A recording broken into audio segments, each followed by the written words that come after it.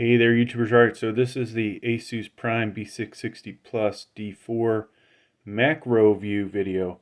So what does that mean, folks? Well, if your camera has the ability to do macro, you can get really close up and read some of this text that you can't read at higher distances from the product, right? So basically, though, if I try and do this, it gets blurry. So we got to keep it pretty close.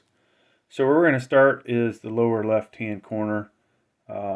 Just so you know, CPU right there. I actually have a I/O shield on that left side. All right, so we'll start down here and work our way around. HD audio right there. Okay. Get your comm stuff here. TB header. Our RGB stuff. You've got addressable RGB there. Should be there's two sets of these, so we'll see the other one in a little bit. USB 2.0s. These are actually encased, which a lot of the cheaper motherboards you don't see. Case fan headers. 2 of the 4 SATAs right here. Now here are your front panel connectors, so one of the real reasons I like doing this video, you can really see what they look like here, right? So you got your power LED, power switch, HDD LED reset switch, and then these guys right here are the speaker. Okay. That's TPM there. What else, folks? Let's come back over this way. M.2. I've got a Gen 3 in this one, and that is good for Gen 4. Okay.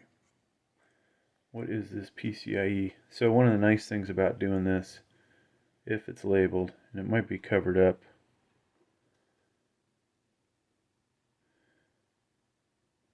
I believe that this was a PCIe 4.0 by 16.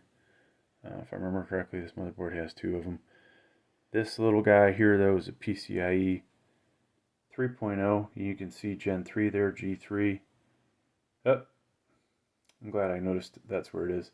So, sorry, this was PCIe 3.0 by 16, so Gen 3.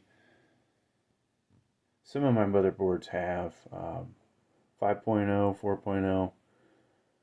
Okay, so this guy, though, folks, is definitely a 4.0. There you go. There's Gen 4 right there, G4. This is the armor plated one. And then you have one more here, PCIe 3.0 by 1. And so that's a Gen 3 there as well. CMOS battery right here. And I thought I saw one other thing. Oh, this does have M.2 Wi-Fi. Of course, for this thing to actually work really good, you would have to have the antenna that plugs into that, right? Not to say this won't work, it just won't work that good if you're far away from your router. All right, so we saw that one, Gen 4, and over here there's another one here that doesn't have, these obviously don't have heat sinks. Another Gen 4 there, and then hard to get to this one, but this is got a heatsink on it. That one is also Gen 4. So this motherboard, you have 3 M.2s, one with the heatsink. This is obviously the one you would want to put your operating system on, or the one that's going to see the most action to help keep it cool. Now, we're going to, I don't know if we can see it. Yeah, there it is. Little note about the RAM. So if you have 2 sticks of RAM, you're going to use A2, B2. Those are the light gray ones. All right. Let's go ahead and rotate this. Not quite 90 degrees, but case fan header. 2 more SATAs, horizontal mounted. 24 pin, excuse me, this is the USB 3.0 header. And now the 24 pin PSU power connector. This is coming from the PSU to power up your motherboard. RGB, ARGB here. Let's rotate 90. So a lot of times you'll see the case fan or CPU fan headers right back in this area, but not in this case. The RAM is really far set, you know, really close to the back of the motherboard. So we'll find that in a moment in a different location. This has a 1x8. Now a lot of people ask me, oh, do you really need a 1x8? That's obviously ideal. Will this boot on a 1x4? Most likely. Would you want to use this with an i9 and a 1x4? No. Would it be okay with the Celeron? Most likely. One of those things you gotta, you know, honestly, somebody needs to test that out to verify, but most likely it will boot. I have a video where I did that. Got it to boot up. Different motherboard, but